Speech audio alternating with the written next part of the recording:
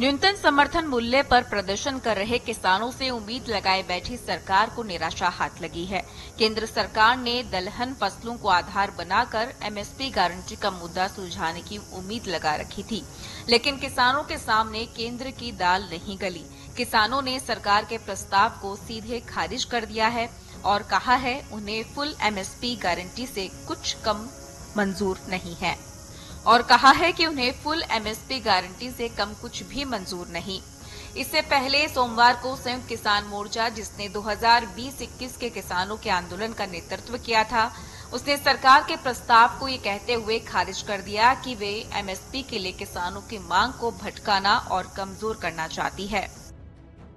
उन्होंने कहा है कि उस फॉर्मूले से कम कुछ नहीं मांगेंगे जिसकी पैरवी स्वामीनाथन आयोग ने की है। इस फॉर्मूले को C2+ 50% का फॉर्मूला कहा जाता है। किसान मजदूर मोर्चा के साथ दिल्ली चलो मार्च का नेतृत्व कर रहे SKM गैर राजनीतिक के नेता जगजीत सिंह ढलेवाल ने कहा, हमारे 2 मंचों पर चर्चा के बाद ये निर्णय लिया गया है कि केंद्र का प्रस्ताव किसानों के हित में नहीं है और हम इस प्रस्ताव को अस्वीकार करते हैं। अब हम आपको बताते हैं कि C2+ 50% का फॉर्मूला है क्या। दरअसल स्वामीनाथन आयोग ने किसानों की उपज का मूल्य तय करने के लिए एक फॉर्मूला निकाला है, जिसमें फसल की लागत, मजदूरी, खाद्य बीज का मूल्य, बीमा जैसे कई फैक्टर शामिल हैं।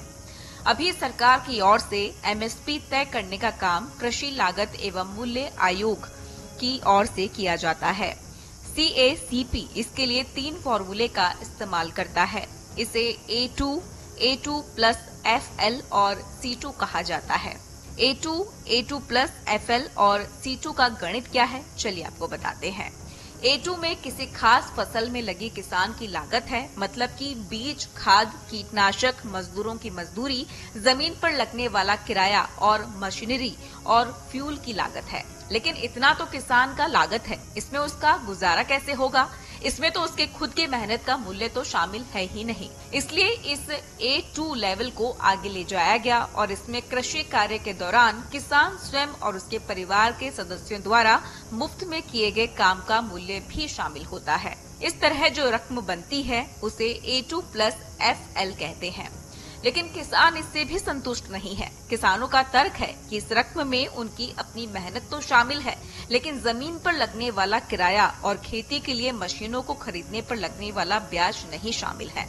इसलिए इसे आगे बढ़ाया जाए। इसके बाद तय किया गया कि अगर किसान खुद की जमीन पर खेती कर रहा है तो उस जमीन का अनुमानित किराया और खेती के दौरान लगने वाले फिक्स्ड कैपिटल पर दिया जाने वाला ब्याज भी A2 में शामिल किया जाए। इस तरह जो रकम बनती है उसे C2 कहते हैं। किसानों का तर्क है कि देश में कृषि बाजार की स्थिति अच्छी नहीं होने की वजह से कई बार उनकी लागत भी नहीं निकल पाती। इसलिए किसानों का फसलों का उचित मूल्य मिल सके, इसलिए 18 नवंबर 2004 को केंद्र सरकार ने एक आयोग का गठन किया था। इसे स्वामीनाथन आयोग कहा जाता है। अब एक बार फिर लौटते हैं कि सरकार के ऑफर पर। सोमवार की रात को जब सरकार के 3 मंत्री किसानों के पास बात करने गए तो उन्होंने किसानों को कुछ चुनिंदा फसलों को एमएसपी पर खरीदने की गारंटी दे दी।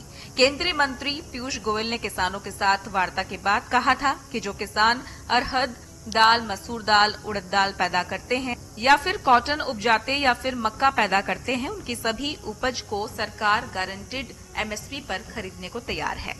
दरअसल सरकार को प्रतिवर्ष दालों के आयात में भारी भरकम रुपया खर्च करना होता है। सरकार की मंशा थी कि अगर किसान इस प्रस्ताव पर राजी होते तो हर साल दाल के आयात पर खर्च होने वाला लाखों करोड़ डॉलर किसानों को जाता और उन्हें एमएसपी भी मिल जाती।